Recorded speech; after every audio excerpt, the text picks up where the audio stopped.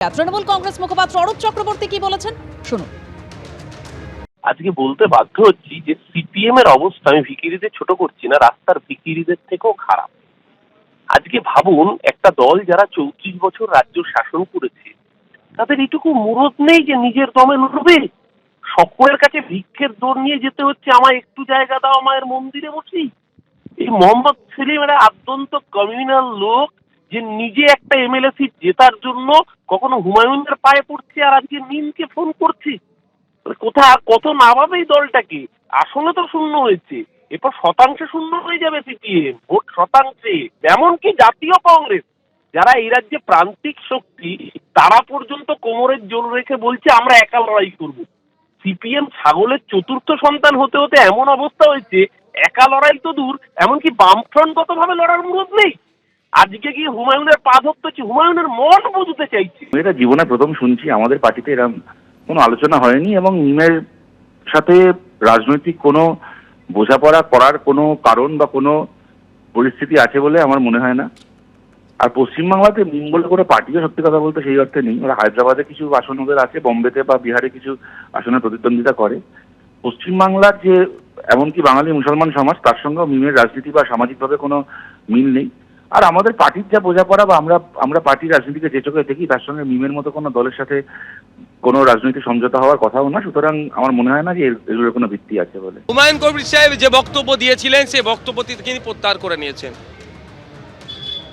সুতরাং হুমায়ুন কবির সাহেবের সম্পর্কে বলা আমাদের একটু ভেবেচিন্তা দরকার, এক নম্বর। দ্বিতীয় কথা, মিম পার্টির সাথে আমি জোটে যাবো কি যাবো না সেটা ভবিষ্যৎ কথা বলবে। 2011-21 আমরা ছিলাম না, আলাদা আলাদা লড়াই করছে। 26-এ কী হবে সেটা সময় কথা বলবে। কিন্তু আজকের ডেটে দাঁড়িয়ে আমি প্রশ্ন করতে চাই, মিমের সুপ্রিমো আসাদুদ্দিন ওয়াইসি সাহেবের এমন একটা বক্তব্য বলুন যে বক্তব্যটা সাম্প্রদায়িক। কংগ্রেস, সিপিএম, শিবসেনা একসাথে জোট করে ইন্ডিয়া জোট তৈরি করতে পারে, প্রশ্ন মানে ছুড়ে দিচ্ছি। আমি আবারও বলছি, আমি জোটে যাবো কি যাবো না সেটা আমাদের ব্যাপার। আমি একা এখানে বলতে পারি না, আমাদের পার্টি বলবে সেটা। আর এই প্রসঙ্গে সুকান্ত মজুমদার বিজেপি সাংসদ, তিনি কটাক্ষ করে কি বলেছেন এবার শোনাবো। মিমের সঙ্গেও তারা হাত বাঁধতে চলেছে। দেখুন, কার হাত ধরবে আমাদের জানা নেই।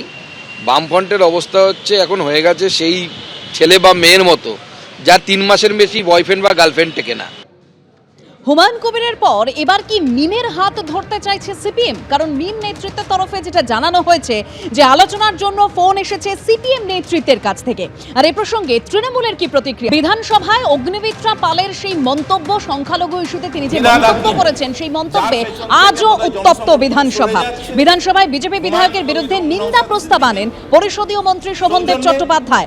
নিন্দা প্রস্তাবের পাশাপাশি অগ্নিমিত্রা পালের বিরুদ্ধে স্বাধিকার ভঙ্গেরও প্রস্তাব আনা হয়েছে। প্রতিবাদে বিধানসভা থেকে ওয়াকআউট করেন বিজেপি বিধায়করা। বিজেপির অভিযোগ, অগ্নিমিত্রা পালের বিরুদ্ধে অন্যায়ভাবে নিন্দা প্রস্তাব আনা হয়েছে। ক্রিমিনাল সংখ্যালঘুদের রক্ষা করা সরকারের একমাত্র কাজ। গতকাল বিধানসভায় এই মন্তব্যই করেছিলেন অগ্নিমিত্রা পাল।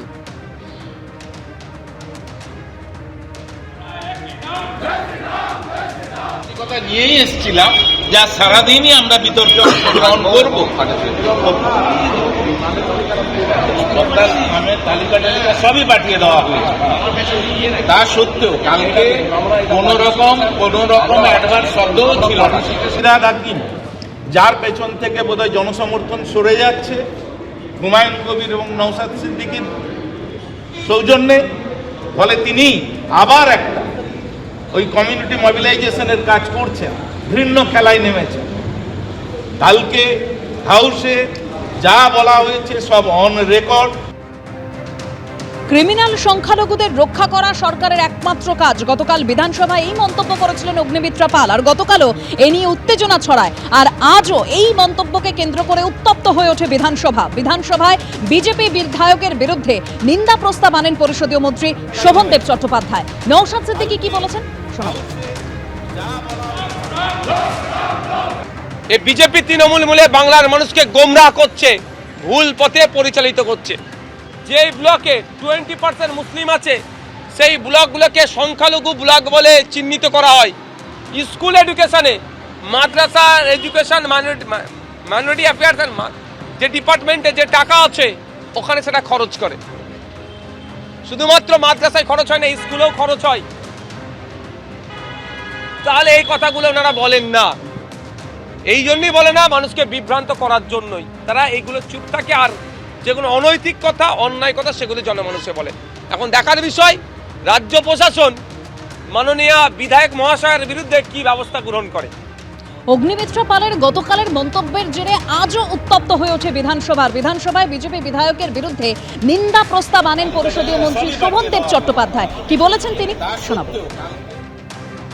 কাল সংখ্যালঘু ও মাদ্রাসা শিক্ষা ওর একটা বিল ছিল, তাতে কিছু বেশি টাকা ধরা ছিল, অন্যান্য একটি সাবজেক্টের থেকে একটু বেশি টাকা ধরা ছিল।